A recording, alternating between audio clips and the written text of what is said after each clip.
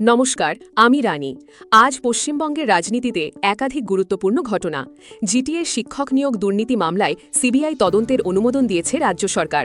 ফলে উত্তরবঙ্গের নিয়োগ প্রক্রিয়া নিয়ে নতুন করে বিতর্ক শুরু হয়েছে।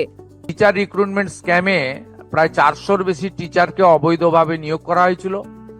কলকাতা হাইকোর্টে মামলা ছিল এবং সেখানে সিবিআই ইনভেস্টিগেশনের অর্ডার হয়েছিল। তদানীন্তন রাজ্য সরকার সুপ্রিম কোর্টে গিয়ে এই মামলায় স্থগিতাদেশ দিয়ে রেখেছেন। আমি মাননীয় সিএস মনোজ আগরওয়ালজিকে বলেছি যে আমরা এই মামলা থেকে এক্সিট করে যাব, রাজ্য সরকার বেরিয়ে আসবে, তাহলে স্টেট গভর্নমেন্ট হাইকোর্টের যে অর্ডার সিবিআই ইনভেস্টিগেশন সেটা চালু হয়ে যাবে এবং এর সঙ্গে যারা যুক্ত তাদের সিবিআই ইনভেস্টিগেশন করে তাদের আইন অনুযায়ী ব্যবস্থা নিতে পারবে, কোর্ট অর্ডার অনুযায়ী। এটা আমাদের 1 নম্বর সিদ্ধান্ত রিগার্ডিং করাপশন।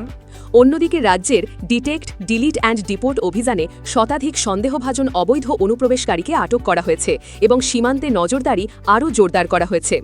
উপভোক্তা যাচাই অভিযানে অন্নপূর্ণা ও অন্যান্য সামাজিক প্রকল্পে বিপুল সংখ্যক অযোগ্য বা ভুয়ো আবেদন ধরা পড়েছে বলে প্রশাসনিক সূত্রের দাবি, যা নিয়ে রাজনৈতিক তরজা তুঙ্গে। এদিকে শিল্পায়নকে সামনে রেখে সিঙ্গুরে ফের বড় বিনিয়োগ আনার দাবি তুলেছে বিজেপি নেতৃত্ব, যদিও শাসক দল সেই দাবিকে নির্বাচনী প্রচার বলেই উড়িয়ে দিয়েছে। সিঙ্গুরের জমির চরিত্র বদল হয়ে গেছে। আমরা সেখানে ইন্ডাস্ট্রিয়াল হাব তৈরি করব, মানে imitation jewellery, semi process jewellery যেটা তৈরি, সেখানে প্রায় 2,500 কোটি টাকার টার্নওভার আছে।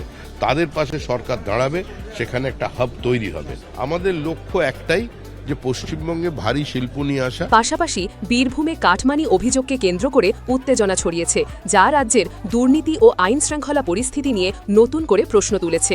এসবের মধ্যেই আগামী বিধানসভা নির্বাচনকে সামনে রেখে রাজনৈতিক দলগুলির প্রস্তুতি আরও জোরদার হচ্ছে।